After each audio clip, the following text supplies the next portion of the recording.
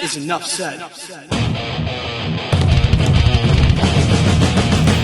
What's up, Heat Nation? Happy Sunday, you guys. Your boy Ernest here. Back with another Miami Heat Talk video. Before we get started, you guys, don't forget to like, share, subscribe. We are pushing to 6,000 subscribers. Now together, let's go on another Miami Heat Talk adventure.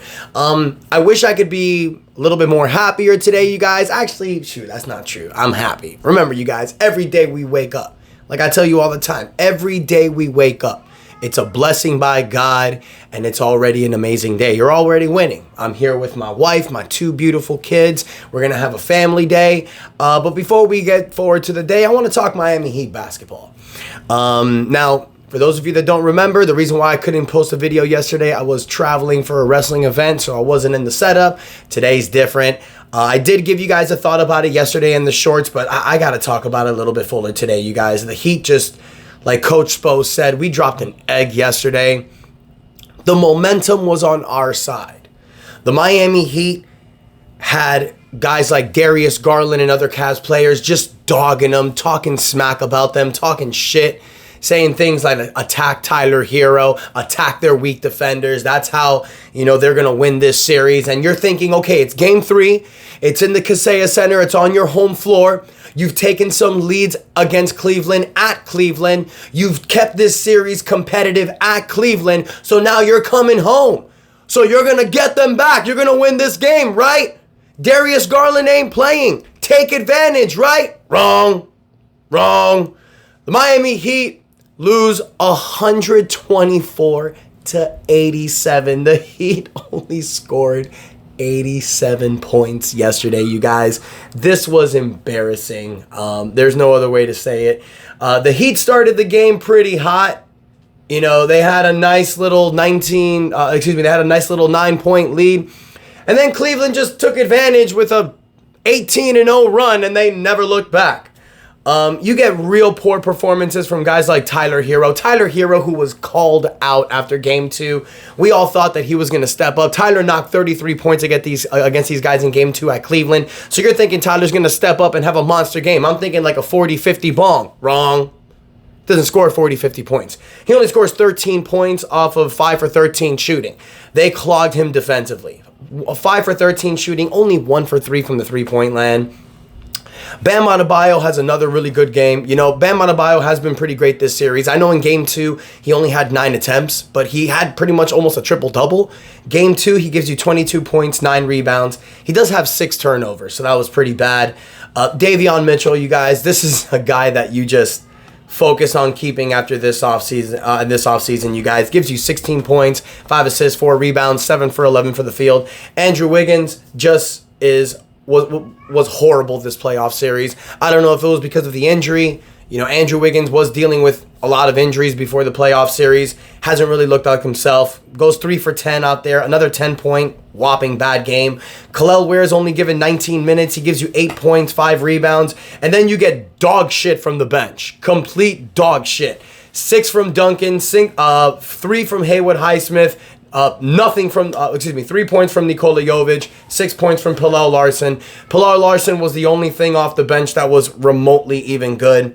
The Heat go down 3-0, you guys. This is bad. There's no other way to say it. This is bad. The Miami Heat, I thought, can make this series competitive. Game 4 is tomorrow on Monday, and Cleveland are looking to go for the knockout punch. If I'm Cleveland, I'm not letting up. You can't let this Miami Heat team win one. You can't. You really can't. Coming back from a 3-0 deficit is probably one of the hardest things to do in sports. And this Miami Heat team is just not as good as Cleveland. So the writing's on the wall. Now, look, the Heat could win Game 4. Back in 2010, the Heat were down 3-0 against the Boston Celtics, and Dwayne Wade had this incredible game, and they won Game 4.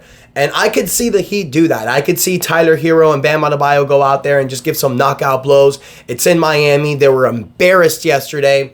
So it's a possibility. But for the Heat to win this series, you got to go in Game 5 at Cleveland.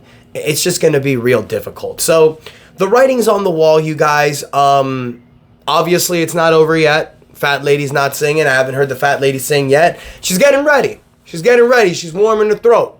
She's drinking the tea with the honey. She's getting ready, but it ain't over yet. But you guys, we're going to have a lot of questions this offseason, so I kind of wanted to break down a few of it today, you guys, because I wanted to talk about it in the comments. This Miami Heat team is going to have to make a lot of difficult decisions. Now, one thing I do want to discuss, there's a lot of people in the comments from the Heat loss that were just pissed off. You have a sip of coffee, guys. So people were like, you freaking go to the playoffs and you go there for nothing. You lose your 2025 first round draft pick for this.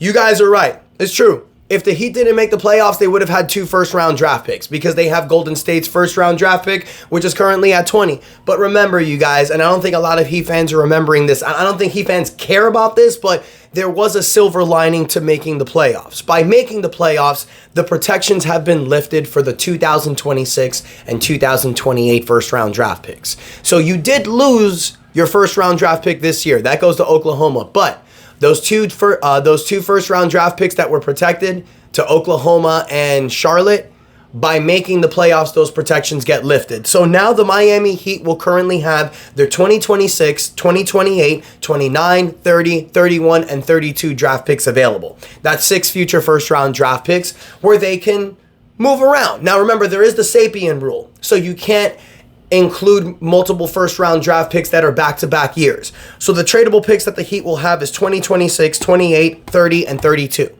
So, or, 29, 26, 31, something like that. You can space it out. The Heat are going to be able to include 3 first round draft picks in a possible deal. Why am I mentioning that? Because when you look this offseason, you guys, you're going to look at a lot of players that are going to have expiring contracts. There's 3 players that I'm looking at on this Miami Heat roster. You have Andrew Wiggins. It's going to be the final year of his contract before his player option for the 2027 season. He'll most likely probably opt out of that contract to get one more bag. You have Duncan Robinson, who'll be making $19 million next season, which is not fully guaranteed. Duncan will most likely opt into that contract unless he opts out like an idiot. And then you have Terry Rozier with a $26 million contract. Terry Rozier and Duncan Robinson will be expiring contracts. Teams look at that to trade for, to balance their books.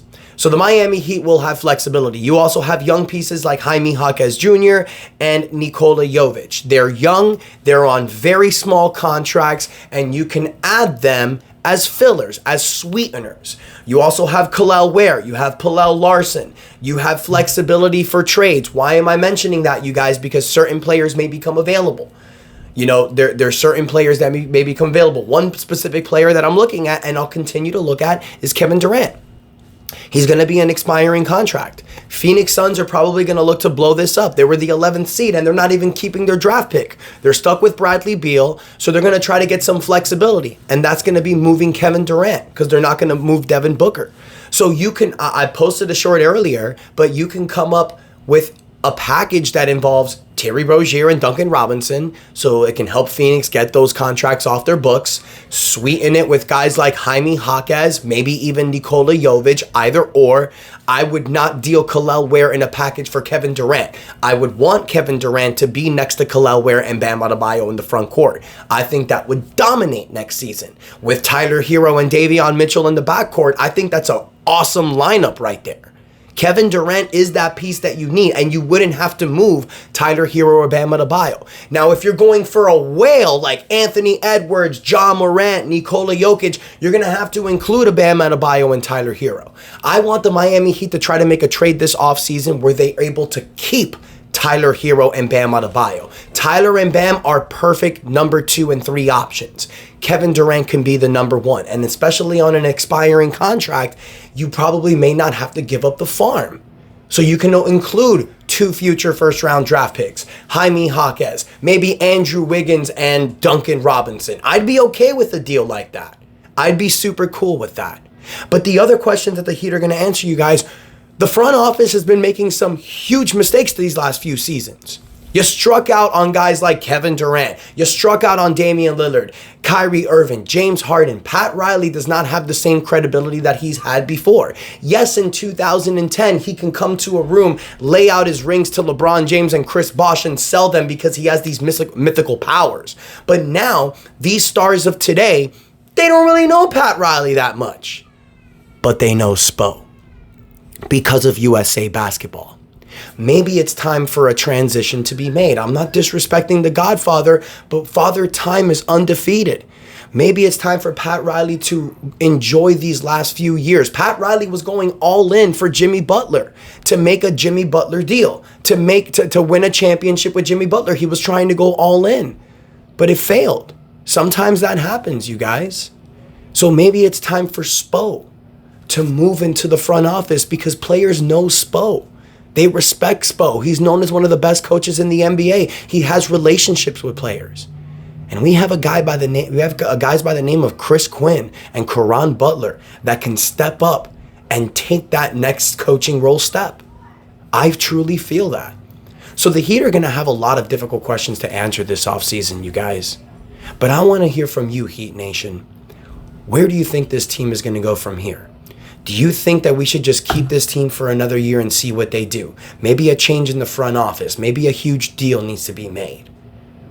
Let me know what you think in the comments, Heat Nation. Don't forget to like, share, subscribe as we push for 6,000 subscribers. Thank you guys for the continued support. And until next time, your boy Ernest out. And that is enough said.